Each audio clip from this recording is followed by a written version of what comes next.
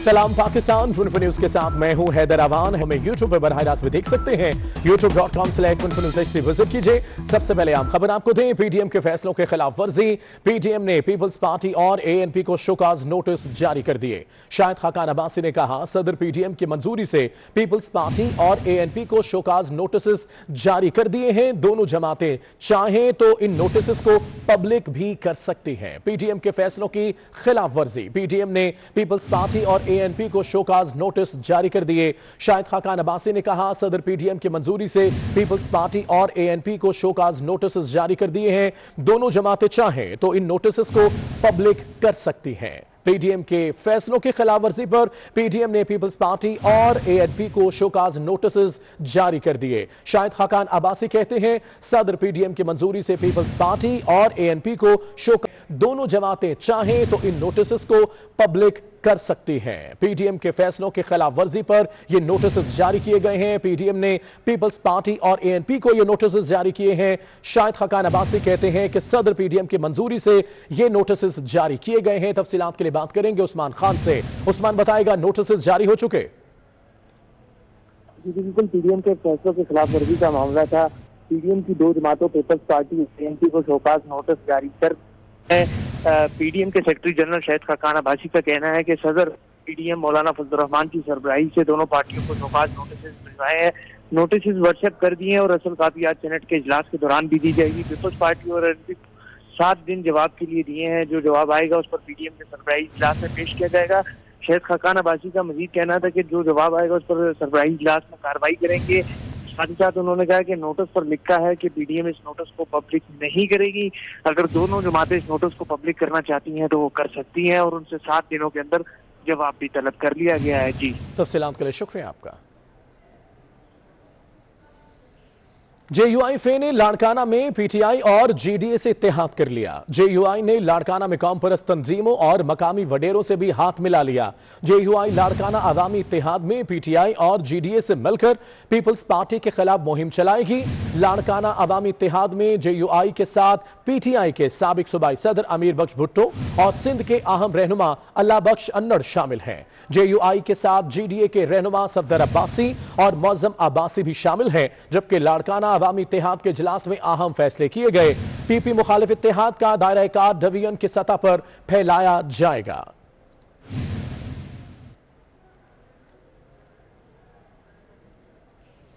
आजम नजीर तारड़ के तंज पर बीएपी अरकान सेनेट से वाकआउट करें। नून लीग के सेनेटर आजम नजीर तारड़ ने कहा कि बाप के 5 तोहफों ने गिलानी साहब को कायदे हिस्ब इख्तिलाफ बना दिया। उनके तंज पर दिलावर खान ग्रुप वॉकआउट कर गया।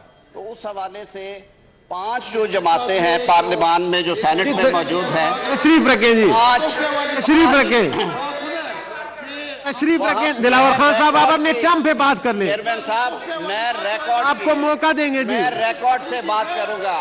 चेयरमैन साहब, मैं आप तशरीफ रखें जी, आप तशरीफ रखें, आप अपने टर्म पे बात करें। सेनेटर साहब, आपको मैं इसके बाद टाइम दूंगा। हमें अपनी बात करने की इजाजत, आप लोग तशरीफ रखें, बाद में दिलावर खान साहब बात कर लेंगे। जी, आप तशरीफ रखें। हमें अपनी बात तो करने दें। हमें तशरीफ रखें सेनेटर साहबान, आपको बाद में मौका देंगे जी, तशरीफ रखें। हमें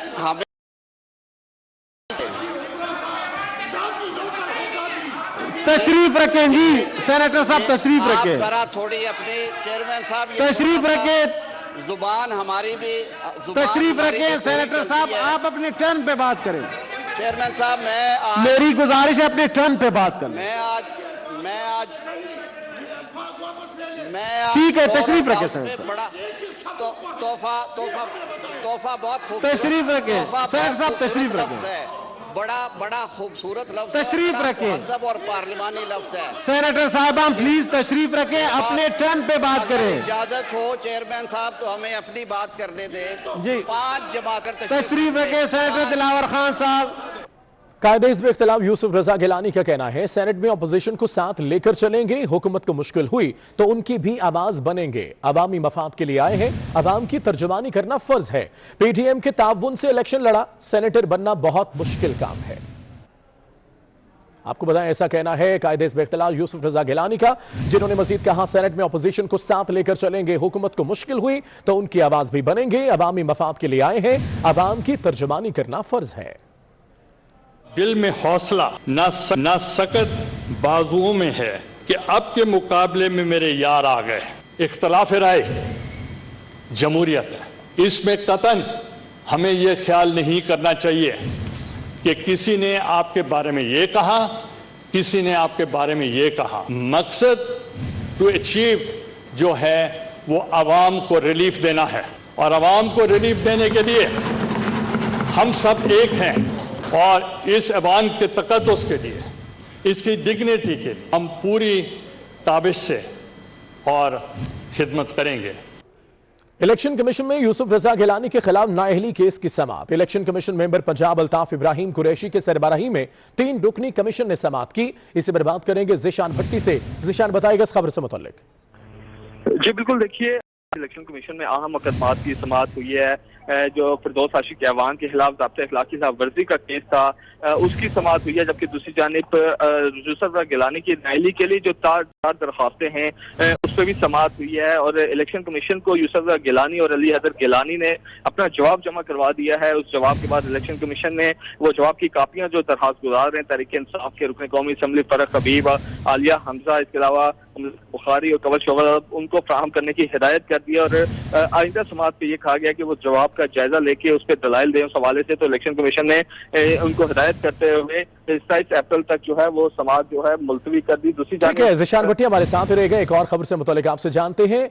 NA 75 में ज़ाब्ते अखलाक की खिलाफ वर्जी का यह मामला, फिरदौस आशिक अवान को इलेक्शन कमीशन से रिलीफ मिल गया। इलेक्शन कमीशन ने फिरदौस आशिक अवान के खिलाफ ज़ाब्ते अखलाक के खिलाफ वर्जी का यह केस खारिज कर दिया है। जिशान बताएगा, केस खारिज कर दिया गया इसका? जी बिल्कुल, देखिए ये केस के हवाले से था कि ज़िमनी इलेक्शन के दौरान वहाँ पे तहरीक इंसाफ के जो अरकान कौमी असम्बली और मामलीन खुसूसी थे वो कंपेन कर रहे थे, जिस पर इलेक्शन कमीशन ने आज खुद नोटिस दिया था और ज़ाब्ता अखलाक की खिलाफ वर्जी पे नोटिस लेते हुए उनको नोटिस जारी किया था। और आज उनके जूनियर वकील पेश हुए जिसपे उन्होंने ये मौक़िफ़ इख्तियार किया कि उन्होंने हल्के के अंदर प्रेस कॉन्फ्रेंस नहीं की। इस प्रेस कॉन्फ्रेंस की केस वो हल्के से बाहर आती है, तो जिसपे उनके खिलाफ केस मुलतवी खारिज किया जाए। तो इलेक्शन कमीशन ने दलाइल सुनने के बाद फिरदौस आशिक अवान के खिलाफ जो ज़ाब्ते अखलाक की खिलाफ वर्जी का केस था वो खारिज कर दिया है। जी, तफसीलात के लिए शुक्रिया जिशान। खबर आपको दें, रमजानुल मुबारक में चीनी बहरान का खदशा पैदा हो गया है। निजी शोबे ने खाम चीनी दरामद करने में अदम दिलचस्पी जाहिर कर दी। 3 लाख टन खाम चीनी की दरामद में ताखीर का खदशा है। तफसीलात के लिए बात करते हैं वकास अजीम से। वकास, एक तरफ तो चीनी महंगी और अब बहरान का खदशा। जी बिल्कुल ऐसा ही है, क्योंकि वफाकी हुकूमत ने जो शुगर मिल्स हैं और निजी शोबा है उनको ये इजाजत दी थी कि वो 3 लाख टन खाम चीनी दरामद करें, लेकिन ये जो इजाजत दी गई है ये मार्च के आखिरी हफ्ते में दी गई है। जरा हुकूमत को चीनी की दरामद करने में मुश्किलात का सामना करना पड़ रहा है, और निजी शोबा ने अब खासतौर पर 3 लाख टन चीनी जो कि खाम शक्ल में दरामद की जानी है उसकी दरामद में अदम दिलचस्पी जाहिर कर दी है। ज़राए का ये कहना है कि इस सिलसिले में वजारत सनअत व पैदावार और तिजारत को आगाह कर दिया गया है, क्योंकि इस वक्त जो क्रशिंग सीजन है वो खत्म हो चुका है और पाकिस्तान की बेहतर शुगर मिल्स इस वक्त बंद हो रही हैं। और अगर खाम चीनी दरामद की जाती है तो उसके लिए जो शुगर मिल्स है, निजी शोबा है, उनको मजीद इंतजार करना पड़ेगा और अपनी शुगर मिल्स को चलाना पड़ेगा, जो कि निजी शोबा का ये कहना है उनके लिए नामुमकिन होगा। इसलिए अब 3 लाख टन चीनी खाम चीनी जो दरामद की जानी थी उसमें उनकी कोई दिलचस्पी नहीं है, और उनका ये कहना है कि हुकूमत को ये फैसले बर वक्त करने चाहिए थे जब नवंबर और दिसंबर में। तफसीलात के लिए शुक्रिया। इसी महंगाई की सूरत हाल पर एक्शन लिया जा रहा है। वजीर आजम ने हुकूमती तर्जमानों को वजीर आजम हाउस बुला लिया है। वजीर आजम तर्जमानों को हुकूमती फैसलों बारे आगाह करेंगे। रमजानुल मुबारक में महंगाई पर काबू पाने पर भी तबादले ख्याल किया जाएगा। वजीर आजम ने हुकूमती तर्जमानों को वजीर आजम हाउस बुला लिया है। वजीर आजम तर्जमानों को हुकूमती फैसलों बारे आगाह करेंगे।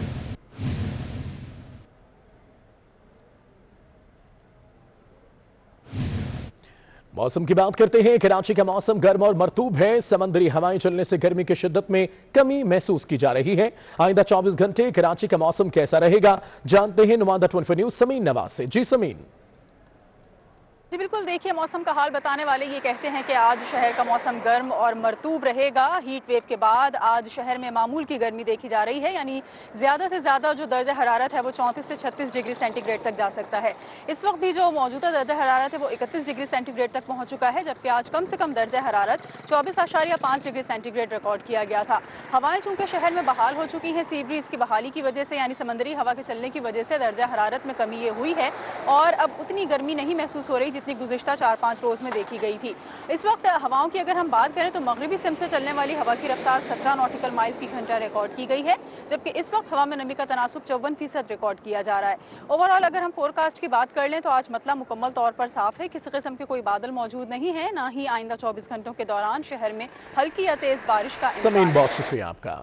कराची के हल्का एन 249 का ज़िमनी इलेक्शन तहरीक इंसाफ और एमक्यूएम के एक एक उम्मीदवार ने कागजात नामजदगी वापस ले लिए। अब मैदान में 51 उम्मीदवार रह गए हैं, जबकि 7 अप्रैल तक कागजात नामजदगी वापस लिए जा सकते हैं। इसे पर बात करेंगे अपने नुमाइंदे से भी। कराची का हल्का एन 249 का ज़िमनी इलेक्शन तहरीक इंसाफ और एमक्यूएम के एक एक उम्मीदवार ने कागजात नामजदगी वापस ले लिए और अब मैदान में 51 उम्मीदवार रह गए। 7 अप्रैल तक कागजात नामजदगी वापस लिए जा सकते हैं। सियासी जंग की तैयारियां जारी। कराची का हल्का एन 249 जहां ज़िमनी इलेक्शन तहरीक इंसाफ और एमक्यूएम के एक एक उम्मीदवार का कागजात नामजदगी वापस ले लिए और अब मैदान में 51 उम्मीदवार रह गए। बात करेंगे अपने नुमाइंदे इक्तदार अनवर से। इक्तदार अनवर बताएगा, सियासी जंग की तैयारियां जारी हैं। बहुत जनाब, आपका हल्का 249 में जो इंतखाबी मार्का है उसकी तैयारियां बरूज पर जारी हैं। तमाम 2 उम्मीदवार जिनमें एक नौमान और दूसरे हुनैद लाखानी है, एक का ताल्लुक एमक्यूएम से, दूसरे का तहरीक इंसाफ से, वो इस मुकाबले में दस्तबरदार हो गए। ताहम अब भी 51 उम्मीदवार इस मुकाबले में बाकी हैं, जिसमें तहरीक इंसाफ की 11 और एमक्यूएम पाकिस्तान के 6 उम्मीदवार भी शामिल है। 7 अप्रैल तक ये कागजात जो है वापस लिए जा सकते हैं। बहुत शुक्रिया इक्तदार आपका। कराची के हल्का एन 249 में ज़िमनी इलेक्शन के सिलसिले में सरगर्मियां जारी हैं। हमारे नुमाइंदा मोहम्मद कामरान इस वक्त मुस्लिम लीग नून के उम्मीदवार मिफ्ता इस्माइल के साथ मौजूद हैं। आपको उनके पास लिए चलते हैं। जी कामरान।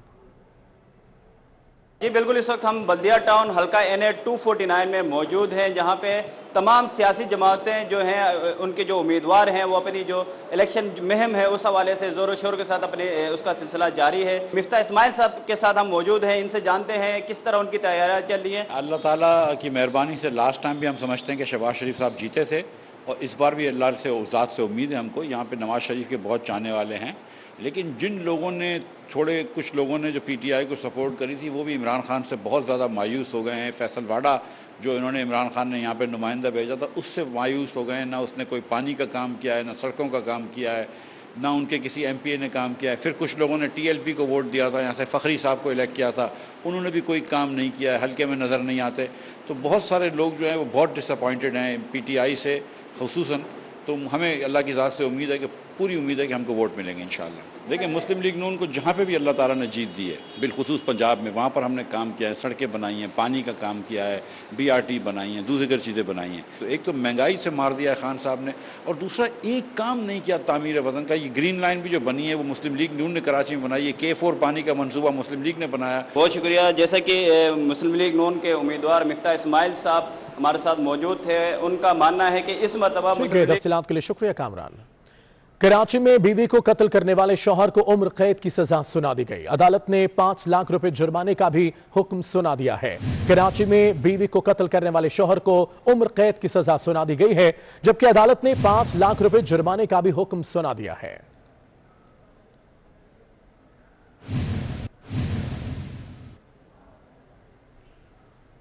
कराची सेशन अदालत जेल जुडिशल कॉम्प्लेक्स में उजैर बलोच के खिलाफ केस की समाअत हुई। 2 गवाहों ने मुलजिम को शनाख्त कर लिया। तफसीलात के लिए बात करते हैं वकास खान से। वकास, बताएगा अदालती कार्रवाई के बारे। जो बिल्कुल कराची के सेशन अदालत जेल जुडिशल कॉम्प्लेक्स में लियारी गैंग वॉर के सरगना उजैर बलोच के खिलाफ चाकीवाड़ा में थाने पर रॉकेट लॉन्चर से हमला करने की केस की समाअत हुई। मुकदमे में 2 गवाहान की जानिब से उजैर बलोच को शनाख्त कर लिया गया है।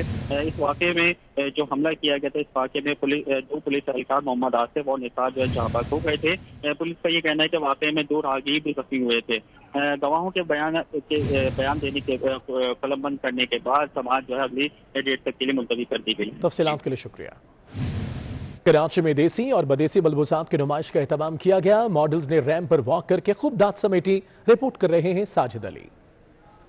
कराची में फैशन शो मुनक्किद किया गया, मगर कोरोना के पेश नज़र फैशन शो को महदूद पैमाने पर मुनक्किद किया गया। पाकिस्तान यूथ फैशन शो 2021 में नए और उभरते मॉडल्स ने मशरकी और मगरबी अंदाज के मलबूसात को जेब तन करके रैंप पर अपने जलवे बिखेरे। आज हमने माशाल्लाह एक फैशन शो ऑर्गेनाइज किया है न्यू टैलेंट के लिए, और न्यू टैलेंट को तो बहुत कम पाकिस्तान में प्रमोट किया जाता है। मैंने और मेरी पूरी टीम ने डिसीजन लिया कि वाई नॉट हम न्यू टैलेंट के लिए वर्क करें, इनको थोड़ा सा प्रमोट करें मॉडलिंग फील्ड में। लड़कियों को आगे आना चाहिए, लेकिन एक मैसेज जो मैं दूंगी, बराह रास्त आपको दिखाएंगे तर्जुमान सिंध हुकूमत मुर्तजा वहाब मीडिया से गुफ्तगू कर रहे हैं। अग्रेसिव प्लांटेशन की कैंपेन सूबे भर में कर रही है ताकि ये पौधे आइंदा चंद सालों में तनावर दरख्त की शक्ल इख्तियार करें और आप क्लाइमेट चेंज से ख़तरनाक जो मौसमी असरात हैं उनसे,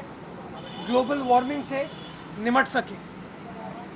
मैं आप तमाम दोस्तों को बताना चाहूँगा कि इस तरह की प्लांटेशन सूबे भर में मुख्तलिफ मकामात पर की गई है।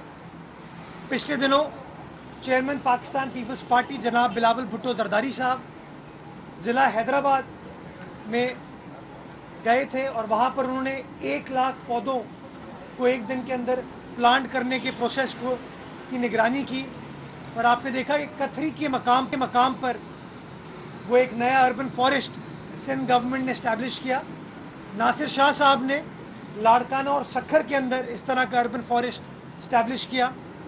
कराची शहर में किडनी हिल आप जाके देख सकते हैं कि वहाँ पर तकरीबन 1,14,000 पौधे मुख्तलिफ इकसाम के प्लांट किए गए। ज़िला कोरंगी के अंदर शाह फैसल डिवीज़न में तकरीबन कोई 15,000 पौधों पर मुहित एक अर्बन फॉरेस्ट प्लांट किया गया। क्लिफ्टन में जो साहिली पट्टी है हमारी, जो कि एक ज़माने में हमारे दोस्त अली जैदी साहब की वजह से नालों का कचरा वहाँ पड़ा हुआ था, उस कचरे को साफ़ करके, उस गंद को साफ़ करके इन्वायरमेंट डिपार्टमेंट ने, ज़िले इंतज़ामिया ने मिलकर पब्लिक प्राइवेट पार्टनरशिप में एक अर्बन फॉरेस्ट वहाँ स्टैब्लिश किया और तकरीबन 20 एकड़ के ऊपर प्लांटेशन वहाँ पर कर दी गई है। और इस तरह के और कई मकामात हैं जिनको आइडेंटिफाई किया जा रहा है। अभी मैं दादू के हवाले से बात करना चाहूँगा। डिप्टी कमिश्नर दादू के अंदर इसी तरह का एक अर्बन फॉरेस्ट स्टैब्लिश कर रहे हैं। तो सिंध गवर्नमेंट प्रोएक्टिव अंदाज से, अग्रेसिव अंदाज से ग्लोबल वार्मिंग और क्लाइमेट चेंज के असरात को निमटने के लिए जहाँ जहाँ पौधे लगा सकती है वो पौधे लगाए जा रहे हैं। और मैं हाँ एक चीज़ भूल गया, मैं KMC को भी इसमें और DMCs को भी बड़ा मुबारकबाद पेश करना चाहूँगा कि पार्क्स डिपार्टमेंट जो हमारी ज़िला इंतज़ामिया का है वो भी बड़ा मुतहर्रिक अंदाज से मुख्तलिफ मकामात पर प्लांटेशन कर रहा है।